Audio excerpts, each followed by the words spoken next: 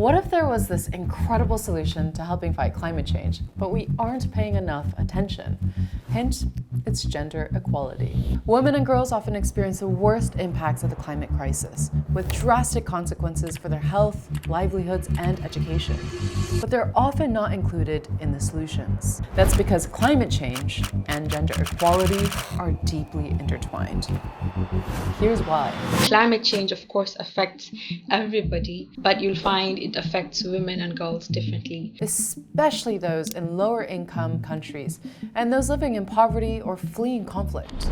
Women are the backbone of the community. They're relied upon to secure food, water, and fuel. And they produce up to 80% of food in lower income countries. That means women's security is often connected to natural resources, which are vulnerable to changing weather patterns and climate shocks. And in the chaos following a flood, cyclone, or other climate disaster, risk of gender-based violence increases and access to healthcare decreases. When resources become scarce, essential tasks like collecting water can become more dangerous and time-consuming. And girls often have to pay the price. All of a sudden, she can't go to school. And we know how education is really important for girls. Like, when you educate a girl, you educate a whole community.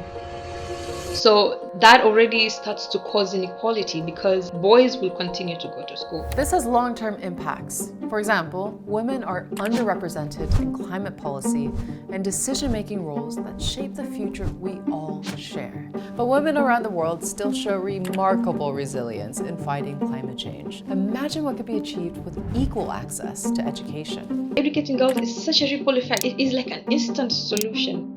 They can also be advocates of climate change and be leaders and be able to influence decisions. Another world is necessary, another world is possible. And looking at climate through a gender lens isn't just about women. Climate risks are more severe for disadvantaged groups, like Indigenous women, LGBTQ people, migrants, and those living in conflict or disaster zones. Men also experience unique hazards from climate change, such as often being the last to receive aid. It's important for all of us to come together, for nations to come together. And I think it also includes for women and men to come together. They also become agents. They also fight for girls. So girls are part of the solutions. They deserve a seat at the table when this climate discussions is happening. So investing in gender equality is crucial to addressing climate change.